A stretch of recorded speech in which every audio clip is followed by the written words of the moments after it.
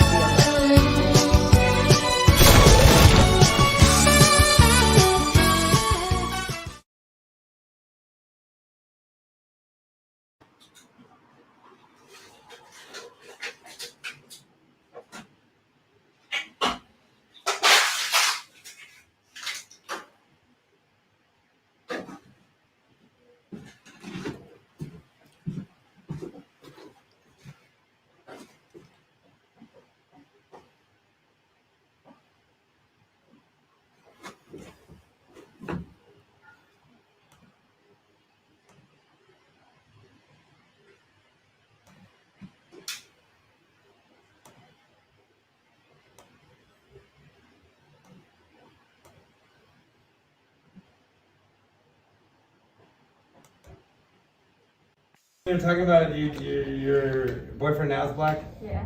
So my ex-wife for 10 years was, well, she still is, but in my heart dead. But she's 6 feet tall black.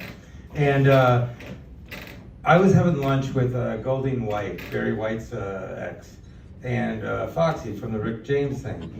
And they found out, they saw a picture of my daughter, my youngest, and she's mixed, Jewish and black. And they go, oh shit, your ex is black. I go, oh, and then I showed her a picture of my ex, and they go, oh shit, so you're packing. Why did her 6 feet tall have to do with me packing? Like her vagina ain't bigger, just her body. Like, I mean, I don't know what people think. Like, if you ever watch porn, the ones taking the biggest dicks are 3'2". Like, I don't know if anyone noticed that. It's always a redhead, 3'2", 7 dicks in the ass, and you're like, oh my god, you are a hero, a real hero, not like the fake ones who fight wars and save people. No, you're a real. So, here's my thing. I feel like people who are over the age of like 25 that don't play professional sports and get athlete's foot should die. Right? See, I'm not alone. But I mean, right? Don't you ever look at them like, what is up with your life?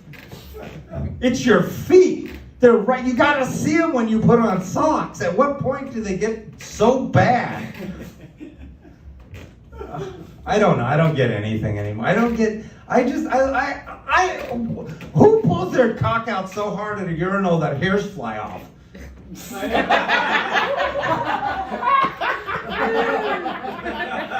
I don't get a lot of fucking things in life, you know? Like, or how big is your pee hole? Like, when I pee, it sounds like a normal dick peeing. Like, okay, I drank some water, a little harder. And then you get next to someone who's like, whoosh, and you just feel so little. Did anyone else do that where you try and push harder to compete? You're just like, and it just hurts your balls. And it's like, fuck, now I gotta strain. I'm not even gonna get up later.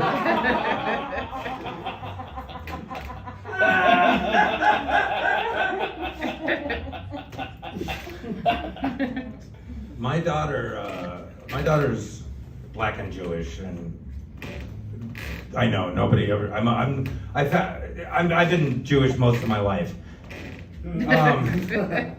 and so my daughter's black and Jewish, and I don't have super bits about this. She's just oddly racist. Nancy knows her, and I'm not even gonna go into the things she says because I don't want to.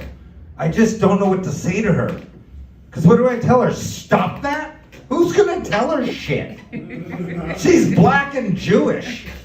No matter who's telling her shit, they fucked her over at some point.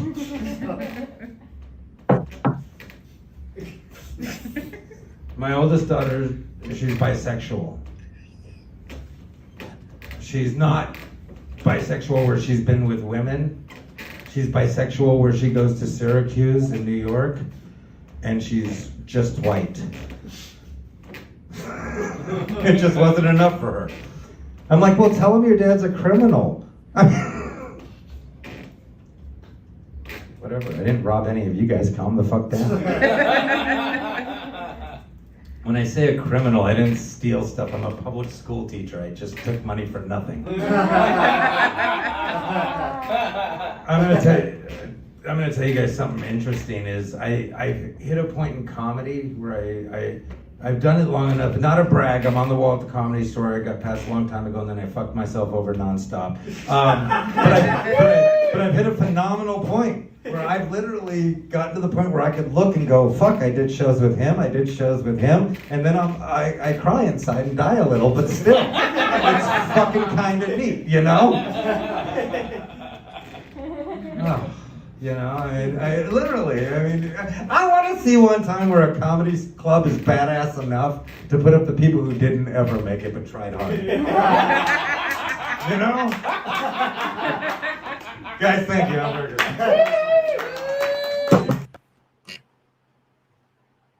Hey, yeah. All right. Welcome. All that. I'm gonna tell you guys. So I was doing the Fourth Wall. Great place, guys. Check out the Fourth Wall. They've done an amazing. They have an amazing situation going on, and smart. Just like amazing workout rooms. Audience can show up, but it goes how it goes. Pretty cool. Anyway, check it out. Fourth Wall. There's one in North Hollywood. There's a couple all over. Absolutely fun show to do. So I was able to get out and do a little comedy because my oldest daughter took my youngest daughter for like 10 days. Anyway, happy Memorial Day. You know, I mean, I don't know. I've always said I'm anti-war, but I do support the men and women and transgender people that are willing to fight for what they believe is my right to freedom. I appreciate them for that. And I think to not appreciate people doing that, even though not all of them obviously are doing it with the greatest intentions and not all of them are perfect, but where is it that Buddhist monks are raping people and doing drugs. So let's kind of step way back on how we are judging people we send to war. You know, I always think about that. We're so like, they were horrible over there. We sent them over there to kill a bunch of people, but not to act ridiculous, okay? We wanted them to shoot people dead. We wanted them to blow up a few places, bomb a couple buildings, just in and out, and don't act crazy, though. Don't go overboard, okay? You're just going to look. You're going to kill about 1,000 people and then stop, okay? Say good morning to the rest. If people throw things at you, just react by going, hey, have a good day. I'm a Buddhist. You send people to war, they're gonna go there ready to fight a war, ready to kill. That's just how it is. Anyway, I'm so sick of America shitting on its own troops. We send them to go kill people, and then we get crazy when they go overboard. I support our troops. I've supported our troops forever, meaning I don't support the wars we fight. I do support the men and women willing to go there and under the guise of protecting us. I feel like, now do keep in mind, a lot of our law enforcement is ex-military, okay? So you're hiring ex-military as police officers, which is a good idea, don't get me wrong. It is a good idea. But when you're shitting on the police, you are shitting on a lot of ex-military. I should say probably since the age of 12 or 13, when I moved from Granada Hills to Pacoima, stopped right then being a friend of the police, because I used to get pulled over for being white in the wrong neighborhood. I used to get pulled over for driving white in the wrong neighborhood. Me and my ex-wife used to get pulled over all the time for white guy in shitty car driving with black woman in any neighborhood. So I have never been a big friend of the police. My kids have seen me pulled out of the car, knee on the back, the whole thing, cuffed and everything else, because for whatever reason, I set cops off, always have. Now, that said, I still don't want to kill police. I still don't want to defund the police. I still don't want to get rid of the police. I want to reform the police to the extent that we work on how they can be polite and courteous and considerate until the point of refusal. I think every police officer should be polite and everything else and show every freedom and every right to every person they pull over until that person is either checks out as the person or something like that. But yeah, I think there is reform needed, but I don't think getting rid of police or defunding police is a good idea. And again, a lot of our ex-military are that become police officers. So we'd be taking jobs and pay away from people who have protected this country. And again, on this Memorial Day, I salute again my men and women who go and fight for again what they believe is our freedom. I am anti-war. I'm against all this stuff. I can't say I would want us to get rid of our military, but I'd love for all countries to get rid of their militaries. I mean, it's kind of insane when you think about it, because we're going on and on. Like Barbara Streisand was coming out and saying how, the Republicans are stealing this and that. Barbara Streisand, your whole life is stolen.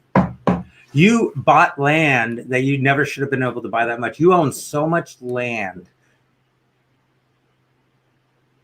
It's beyond unfair. The amount of land you own, the amount of things you own is so beyond unfair. And some of the land you own, you've never even seen or been to. Some of the houses you own, you've never seen or been to. You own houses that you stay in once in a while. Please, can everybody who lives like that stop talking? I don't. I'm going to speak for me. I don't care anymore what you have to say. Never have.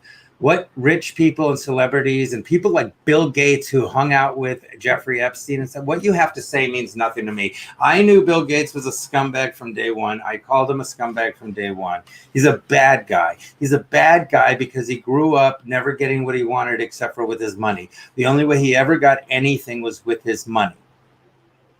He cheated on his wife. He went on the island with Jeffrey Epstein, presumably being with little kids. But you're all taking a vaccine that he told you to take. You hate Trump, but you're taking a vaccine he told you to take. You hate Biden, but you're taking a vaccine he told you to take. Guys, we're all in need of the red pill to wake up. Our freedoms are going away. The rich will still have their freedoms. The upper class, the upper class will still have their freedoms. It's the middle class. The poor will still be poor. It's the middle class and the working class that are going to get destroyed. And that's about, in this country, 3/4 of the country is the working and middle class. The working poor, and the middle class is about 3/4, if not 9/10 of this country. When are we going to get sick of just going along? When are we going to stand together? Why would I fight you? Why do I want to fight a nurse, a nurse, an EMT, a police officer, somebody who's working as a car salesperson, a UPS driver, a FedEx driver, somebody who works in middle management in Amazon? Why do I want to argue with you over who's a better politician? We're both fucked. You don't have enough money. I don't have enough money. We can't live the lives we should be able to live. That's not fair. We need to realize on this day that that's not fair. It doesn't matter whether you like Trump or you like Biden or you like McConnell or you like any of the Pelosi, any of these people, Schumer. Whatever happened to Schumer? Where did Schumer go? Did he die? Did Chuck Schumer die? I haven't seen him forever. But all these people, it doesn't matter whether you like that person or this person. We're all in the same boat, and we need to start realizing that we're being tricked by people with money who are telling us that we're not in the same boat, but we're all in the same boat. I don't care if you vote. This is the thing, is I had a woman tell me that she couldn't date me because I said I supported Trump. I did. I did support Trump. And she's like, do you though? I go, yeah, no, I did. I do. I mean, if that's what's going to cost our date, yeah. You're going to go date some guy who's going to fucking bang around on you or kick your ass. I don't hit women, and I'm honest. I don't cheat, but if I'm not doing monogamy, I'm open about not doing monogamy. But you're going to go find some guy who wears Birkenstocks and does chakras and all that stuff, and he's going to bang your best friend and take all your money, and he's going to do all these things because you're trying to find a guy that you think is good instead of finding someone who has your core beliefs. See, me and this woman's core beliefs were the same. We like right. We love protecting children. We like to protect women. We like to protect people in their gender choices. I like to protect people, whatever choice they make in life, as long as it's not affecting another human being or hurting another human being. Do you see? And so if you feel that same way, it doesn't matter who you voted for. It doesn't matter what side you're on, so to speak. You're on the side of treating children well. You're on the side of feeding and protecting human beings. You're on the side of giving homes or housing to all those who want it. Again, there are a lot of homeless people out there who'd rather be on the streets, rather doing drugs and everything else, and that is their choice. That is their right as a human. But we do need to provide not, oh, this week you want to be one, but people who long-term want to get better. People who are families of this and that, who've had heartaches, hard luck moments, things like that. Things go wrong. Companies close. They need to stay housed. They need to have housing. We can do that. We just need to stop with all the politicians and all this stuff. Stop the hatred. Again, I don't care. I don't care if you voted for Biden. I don't care if you think Harris is amazing and you love AOC. As long as you don't want to kill all Jews or kill Jews, as long as you don't want to kill Jewish, white-looking people, redheads, black and Jewish people, Welsh, Mediterranean Jewish people, as long as you don't want to kill any of my family and this and that, as long as you don't want to kill any people based on their race and this and that, we don't have a problem. We don't have a problem. We're on the same team. See, again, we're on the same team. We can all like college sports, right? Okay, so then we're on the same team. We all like college sports, and we all want college sports to keep happening. I might be for Oregon. You might be for Penn State. Oregon, Penn State, rah, rah, rah, rah, rah, rah. Meanwhile, what we do love is college football. What we do want to see go, I don't like college football, by the way. What we do want to see go further is college football. We want to see it get better and stay beautiful. We want to see it stay safe and honest and everything else about, even though it's not. We want that to happen. That's our core belief. You liking Penn, me liking Oregon means nothing. What we like is the beauty of what it is. You liking Biden, me liking Trump, this and that means nothing. You liking Pelosi, me liking nobody else means nothing. I liked Kaylee, what's her name? That means nothing though. Because what connects us is our core beliefs. Do you believe in right and wrong? Do you believe in good and bad? See, I don't have a problem with anybody and their gender and their sexual preference. I don't have a problem with anybody who's doing anything that isn't hurting someone else and isn't interfering with anyone else getting to be what they want to be. That's that simple. If you believe that way, we share the same beliefs. Let's get back to America. Let's stop for whatever reason. And again, I said this.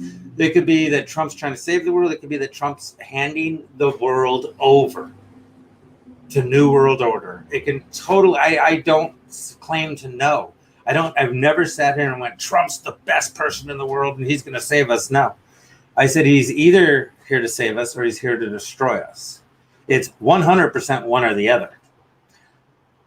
Which one, I don't know. But if he is here to destroy us, keep in mind that he is on the side of the Democrats because everything was handed to them. So if he came in to hand everything to them because originally he was a Democrat, that's what happened. If they came after him because he literally turned on them and wanted to stop them from what they were doing, that's what happened. But those are the two possibilities of what happened. So relax, because even if you supported Trump, you might actually be on the same side as all the Democrats. Or even if you supported Biden and them, you might be just supporting the destruction of freedom. You see, without knowing it, thinking you're voting for freedom. Stop following people. Follow your beliefs. Be around people who have the same core beliefs. Kindness, honesty, openness, freedom, freedom of speech, freedom of rights to move around, freedom of our freedoms as human beings. Connect with those people. Connect with those people and push out the people who want to destroy our rights, that want to destroy our equalities. Kick out the people that have a problem with somebody being transgender. Kick out the people that have a problem with somebody being Christian. Kick out the people that have a problem with somebody being Jewish or Muslim. Kick out those people. And understand this, please. Jewish, we are a people. Judaism is the religion of choice. Not everyone's religion. I am not a religious Jew. I am Jewish by race. Someone was trying to explain that to me, and it's not a religion. It is a race of people. We are a people. We are the Jewish people. The standard religion of the Jewish people is Judaism. Different forms of Orthodox and things like that, but Judaism is the principal belief of Jewish people. It is not, Jewish is not the religion. Anyhow, moving forward. Okay, so that said, guys, thank you for listening to me. Happy Memorial Day. Let's protect our freedoms. Let's come together. Let's start liking each other again. Let's start finding out who shares our core beliefs. By the way, I went out and I was going to go do a set yesterday. I'm not even going to say where. I'm just going to say that I ran into a newer comic who just treated me like crap. Like literally just talked to me like crap. I wanted to punch his face. He's a goof. He's a slob of a person. And I wanted to punch him in his stupid face, but then that would have just caused me more problems in my life. So I decided to just bail rather than be upset, rather than go off on him in a set or anything else. I just bailed. I moved about. I'm really trying to do that now, but it's upsetting. It's upsetting to have some brand new comic snap shit at you and you just want to beat the fuck out of them and they're a sloppy piece of crap and they're not funny. They're completely unfunny and untalented. And then they go on and do that and you get really upset. I'm really trying to keep my calm. So let's see how it works, guys. But yeah, it's bothersome when, like I said, that set at the Fourth Wall was an impromptu set. And if you've been to the Fourth Wall, you understand that there's almost never laughs, and I got a bunch. So I go places, and I am a very talented comedian. I am blacklisted everywhere because I spoke my mind. That happens. I'm going to fix that and I'm going to change that. And I'm going to reach out to people that I think are decent enough to understand that, you know what, I'm not into fighting with anyone anymore, but I do want to be able to do my craft. And I need people to help me to be able to do my craft. I need people to have my back for a minute and help me to be able to do my craft. So if you care at all, share this, share my comedy, share things like that, and help me get out there because, again, we're not about political sides. We're about, are we fighting the same fight? And I believe a lot of us are fighting the same fight. It's going to happen, whether you like it or not.